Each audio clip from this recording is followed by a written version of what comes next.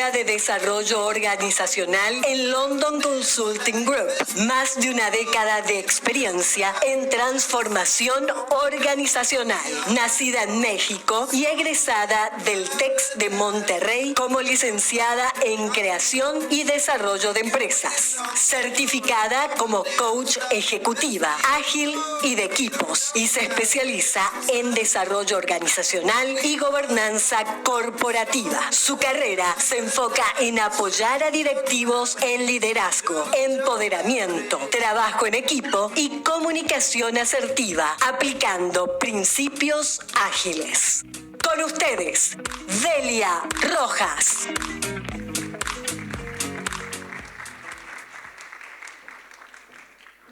Bueno, buena tarde a todos. Muchas gracias por la invitación. Es un placer para mí estar el día de hoy en este escenario compartiendo con tantos expertos en la materia. Y bueno, creo que ha sido un día muy enriquecedor. Una de las cosas que hemos aprendido esta mañana es que cualquier familia puede iniciar una empresa, pero no cualquier familia puede convertirse en una familia empresaria. Y la principal diferencia radica en la habilidad para saber gobernar, desde una visión colectiva, más allá de tomar las decisiones del día a día. Gobernar implica ver hacia el futuro, poder construir un legado que trascienda año tras año y que conserve los valores tanto de la familia como de las empresas. La gran pregunta del día de hoy y que nos vamos a hacer para reflexionar es esta. Estamos forjando un legado empresarial que no solo trascienda los retos del presente, sino que inspire y guíe a las generaciones futuras. Reflexionemos juntos sobre si estamos construyendo un legado efímero o estamos construyendo un legado que va a trascender a través de los años y a través de nuestras generaciones. Y vamos a analizarlo entendiendo la diferencia entre dos grandes conceptos. ¿Qué significa el poder y qué significa la autoridad? Tenemos que entender que una misma persona puede tener poder y autoridad. Hay otras que tienen poder, pero no autoridad. Y hay otras que creen que tienen autoridad, pero no tienen poder. El dilema radica cuando estamos pasando de una generación a otra. ¿Por qué? Porque es ahí donde empezamos a cuestionarnos quién es quien tiene el poder o quién debería de tener la autoridad. Yo, por ejemplo, puedo entregarle el poder a alguien más. Administrativamente y en el liderazgo se lo puedo dar. Es decir, le puedo entregar la facultad de contratar a alguien, de despedir a alguien, de sacar dinero del banco. Todo lo que es legalmente constituido lo puedo delegar. Cada uno de ustedes puede nombrar a su hijo gerente general y le están entregando el poder. ¿Por qué? Porque administrativamente está constituido y está legalmente constituido este poder. Lo que no se puede entregar es la autoridad. La autoridad se gana, la autoridad te la reconocen los demás y tiene que ver con liderazgo. Entonces, para entender muy bien, mandamos o gobernamos. Mandar justamente tiene que ver con el poder. Y cuando yo mando, se me fue por acá. Mandar tiene que ver con el poder. Entonces, quien manda normalmente toma las decisiones unilaterales. Van en una sola dirección. Una persona toma la decisión. Cuando mandamos, no necesitamos tener un proceso estrictamente estructurado de toma de decisiones. ¿Por qué? Porque normalmente lo hace una persona. Sin embargo, cuando gobernamos, sí. Cuando gobernamos, tenemos la autoridad. Y la autoridad se gana con el respeto, se gana con la confianza y se gana con la capacidad de saber tomar buenas decisiones. Cuando yo gobierno o cuando yo lidero, hay una gran diferencia. Un líder familiar que manda puede lograr obediencia, pero uno que gobierna va a crear una visión compartida. Entonces, ¿estamos gobernando nuestras empresas con autoridad genuina o simplemente mandamos con poder? ¿Qué me dicen? Para contestar esta pregunta, primero tenemos que entender en dónde estamos ubicados en la línea de crecimiento empresarial. Todas las empresas pasan por diferentes etapas a lo largo de su ciclo de vida. Ninguna tiene un crecimiento lineal. Entonces, esto significa que hay algunas etapas en donde es necesario mandar y hay otras en donde tenemos que cambiar el chip para empezar a gobernar. En las primeras etapas de emprendimiento y crecimiento, es natural que mandemos. ¿Por qué? Porque necesitamos tomar decisiones rápidas, porque necesitamos crecer, posicionarnos en el mercado. Sin embargo, cuando el sistema nos empieza a exigir cambiar, exigir pasar de un crecimiento a una profesionalización, tenemos que aprender a gobernar, a delegar, a trabajar en conjunto, a involucrar a los miembros de la familia para tomar decisiones. Las decisiones ya no las toma solamente una persona, las tenemos que tomar en conjunto y empezar a ver hacia arriba. Es decir, en la etapa de profesionalización, empiezo a crecer mi estructura de arriba, del gerente general hacia arriba. Y en cada una de estas etapas cambian 3 variables distintas. 1, el objetivo de cada etapa es distinto, el liderazgo y la estructura. Para ubicarnos un poco, en una etapa de crecimiento, mi objetivo es vender más, porque quiero posicionarme. Mi estructura seguramente estará conformado por el gerente general, que seguramente es el fundador, y tendré otros gerentes hacedores de tareas, muy probablemente. Sin embargo, en una etapa de profesionalización, mi objetivo ya no es vender más, mi objetivo es generar más utilidades, y para ello necesito cambiar mi estructura y mi liderazgo. Mi estructura tiene que empezar a consolidar un directorio, tiene que empezar a tener gerentes que resuelvan, que me den resultados, no que les diga qué tienen que hacer. Y después viene la etapa de institucionalización. Algunas empresas deciden llegar hasta allá, otras no, en donde el objetivo también cambia. Mi objetivo ahora es crecer mi patrimonio y mi estructura también sigue formándose más. Aquí empieza el consejo familiar, directorio familiar, escuché en la mañana. Normalmente es conocido como consejo familiar. Entonces, estas 3 variables cambian durante la etapa de vida de la empresa y tengo que entender muy bien en dónde estoy para saber qué habilitar y en qué momento. En qué momento tengo que empezar a trabajar un protocolo familiar. En qué momento tengo que consolidar correctamente mi directorio, mi junta directiva o mi consejo consultivo. Y el reto más importante y el más difícil es pasar del mandamiento a la gobernanza. Y es ese chip de liderazgo que irá cambiando evolución tras evolución. Veamos este resumen en esta matriz que nos dice cómo evoluciona el liderazgo a lo largo del crecimiento de las organizaciones. Y es tan claro porque vemos desde que nace la empresa, empieza un hombre orquesta informal, el fundador que hace todo, que después se vuelve formal y después también está operando el negocio. Es decir, él decide, él compra, él vende, él contacta a los clientes, él hace toda la parte operativa. Llegamos a la parte de administrador de personas, en donde el negocio está, yo estoy trabajando en el negocio.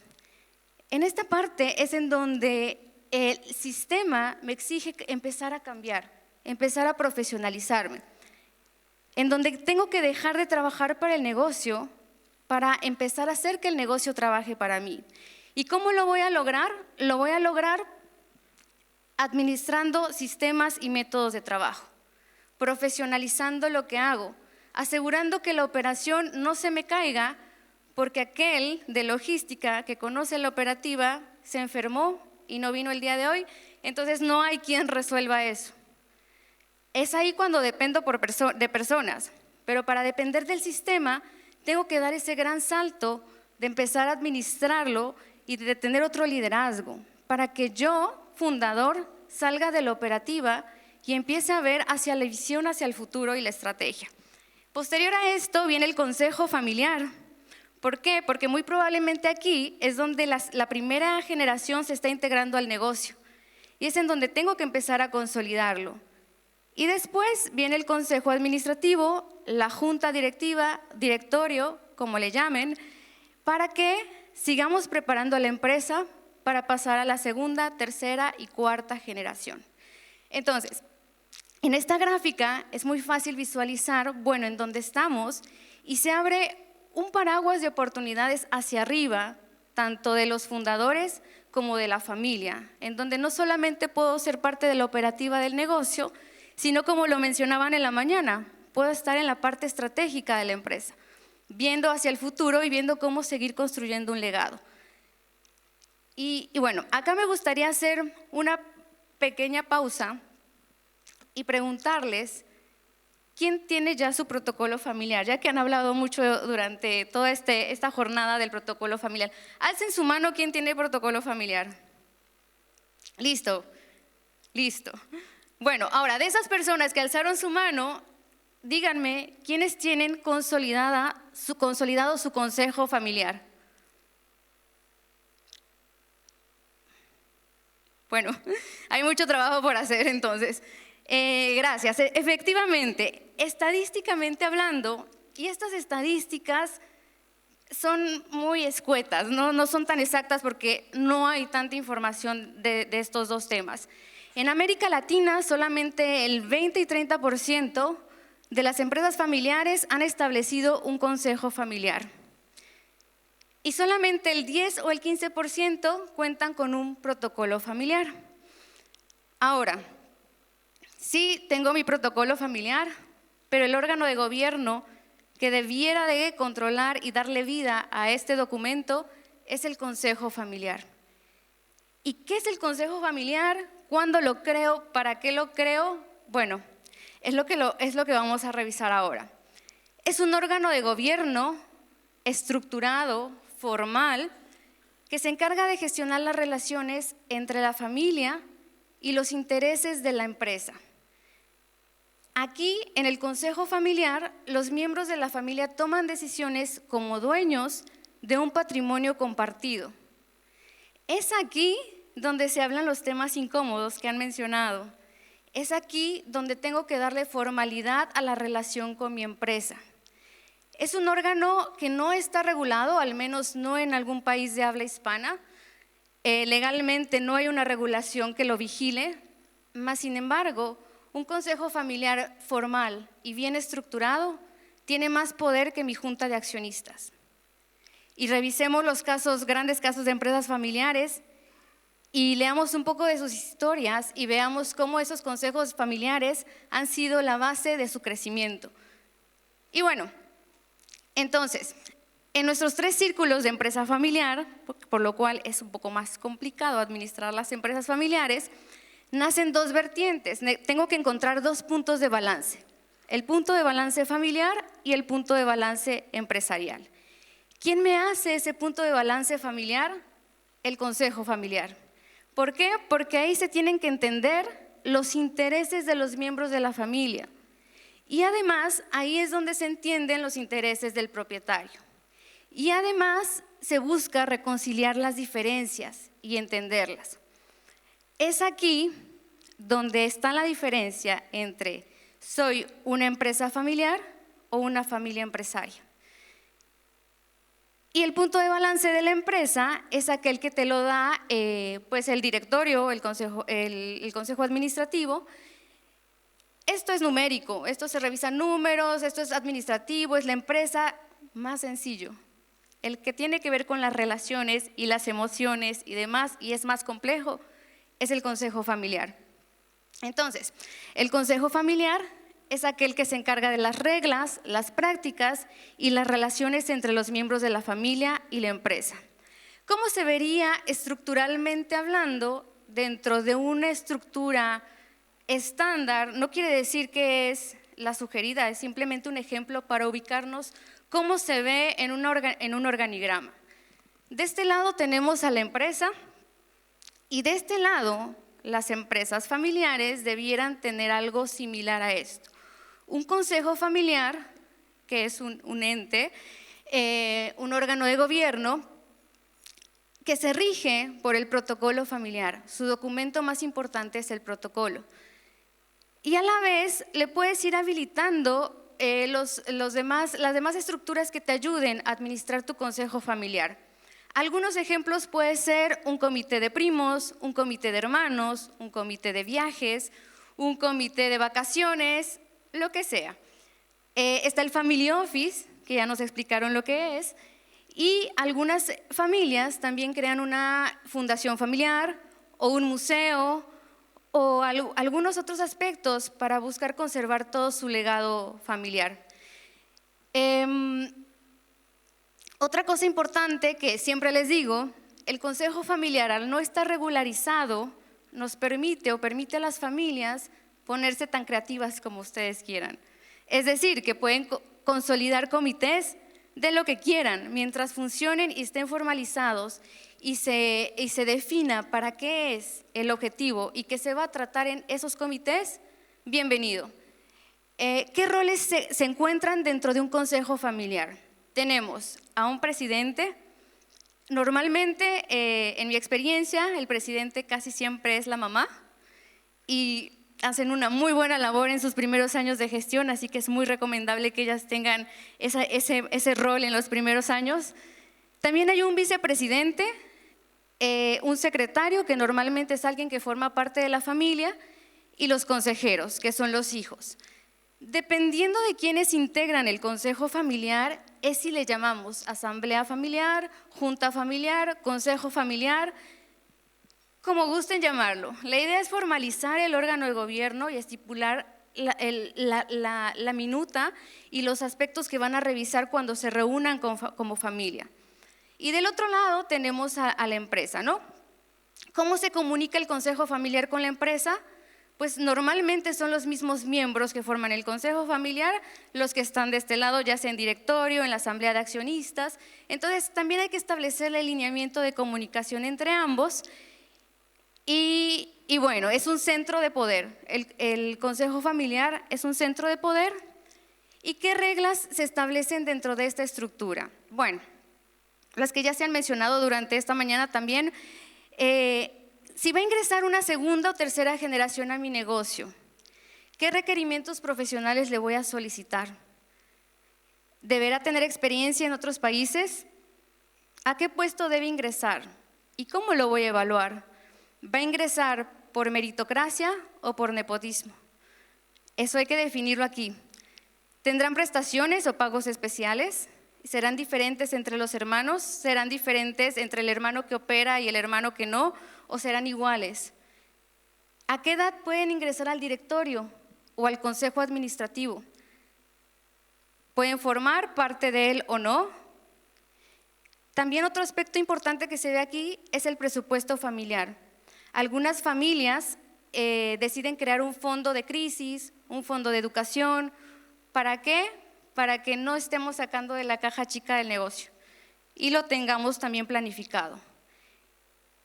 Y dentro de las funciones que se realizan en el consejo familiar, pues podemos ver que aquí se planifica la sucesión de liderazgo, de propiedad y de administración. Aquí se debería de hacer una planificación financiera intergeneracional. Se debería ver cómo ofrecer oportunidades de crecimiento a los miembros de la familia. Aquí se ve cómo los voy a formar para ser empresarios, para ser accionistas, para leer los estados de resultados y poder y saber tomar decisiones. Proponer soluciones a los conflictos entre familias. Propone soluciones, no es el órgano que las ejecuta, simplemente dice, así vamos a solucionar nuestros conflictos. Forma e informa a los accionistas familiares, presentes y futuros. Se impulsa el protocolo familiar. Aquí se revisa, aquí se actualiza y no lo dejamos en el cajón, empolvándose o en la casa sin revisarlo, sino aquí se le da vida a ese famoso protocolo familiar. Ayuda a estudiar y conocer la cultura familiar y sus valores y vela por el buen clima organizacional. Y otra cosa muy importante también es que dirige las decisiones trascendentales sobre el patrimonio familiar. ¿Cómo queremos que siga creciendo nuestro patrimonio familiar? Entonces, cuando conformamos un consejo familiar, Si revisamos lo que dicen algunos expertos dicen que el consejo familiar se debería de formar una vez finalizo de redactar mi protocolo familiar. Otros dicen que se debe de esperar hasta que pasemos una etapa de profesionalización. Otros más dicen que debemos de esperar a que la familia no tenga conflictos y que no haya luchas de poder en ella. En mi experiencia, o en nuestra experiencia como consultora, depende de dos factores: de la dinámica familiar y de la línea de crecimiento en donde se encuentra la empresa. Y depende más de la dinámica familiar. Si las relaciones son sanas y llevaderas, puedes arrancar tu consejo familiar desde ya sin tener que estar en profesionalización. Pero si hay relaciones quebradas o hay conflicto, se va a volver más difícil llevar temas delicados al consejo familiar y las relaciones se pueden dañar más. Entonces hay que tener cuidado en esa línea tan fina. Entonces el consejo familiar reconoce la historia de la familia, busca que las siguientes generaciones la conozcan y la entiendan, ayuda a planificar la visión y el futuro de la familia, para qué estamos, hacia dónde queremos ir, y sobre todo tiene que ayudar a que la familia sepa trabajar en equipo a través del consejo familiar. Y bueno, cierro con este gráfico, que es una representación de la distribución de la riqueza, y aquí yo quise agregar cómo se ve con las empresas familiares, cómo se distribuye la riqueza respecto al porcentaje de población mundial en su totalidad. Tenemos en la base de la pirámide lo que la ONU determina que es la población en extremada pobreza. Luego viene la pobreza, la sociedad media y alta. Pero si lo vemos dentro de una perspectiva de empresa familiar, vamos a ver en dónde estamos ubicados de acuerdo a lo que tenemos. El 90% de la población mundial se encuentra en el sector 1 y 2, por así llamarlos. En la línea baja, ¿qué empresas estarían? Estarían las empresas familiares en proceso de consolidación. Esas pequeñas empresas que venden, compran, en México les llamamos los changarros.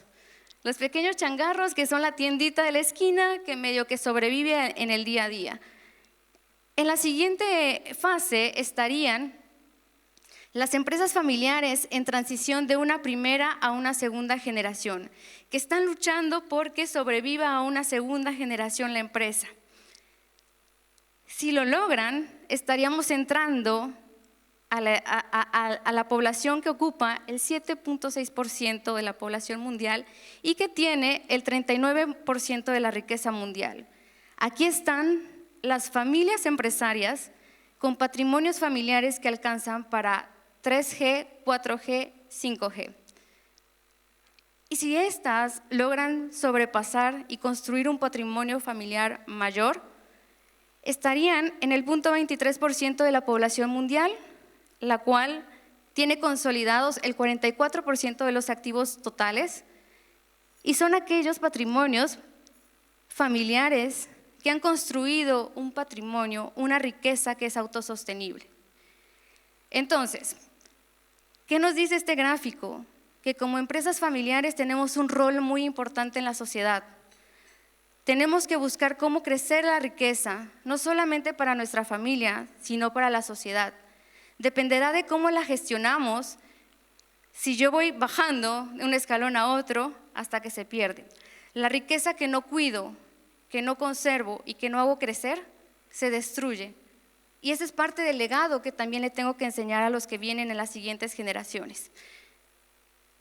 Como recomendación, les recomendamos que busquemos crear comunicación fluida entre la empresa y la familia, es decir, lo que se habla en la familia, que se hable en la familia como relaciones, y lo que se tenga que hablar de la empresa, que se hable en la empresa, que el desayuno no se convierta en nuestra junta directiva o los domingos de asado se conviertan en nuestras decisiones más importantes para la empresa. Generemos una familia saludable. Toda familia necesita oxigenarse, necesita viajar juntos, hacer lo posible para mantener una relación sana.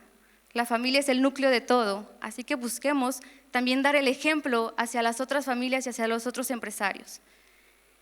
Y tengamos actitud profesional. Si yo consolido un consejo de familia, implica que me tengo que reunir con mi familia, como normalmente nos reunimos, pero tenemos que darle formalidad, llegar temprano, llegar preparado, cumplir con la minuta, cumplir con mis compromisos y darle seriedad a este ente de gobierno. De lo contrario, no va a funcionar. Y finalmente recuerden que mandar asegura el presente, pero gobernar construye el futuro. Si queremos que nuestro legado empresarial trascienda, debemos gobernar con visión, no simplemente con poder. Muchas gracias.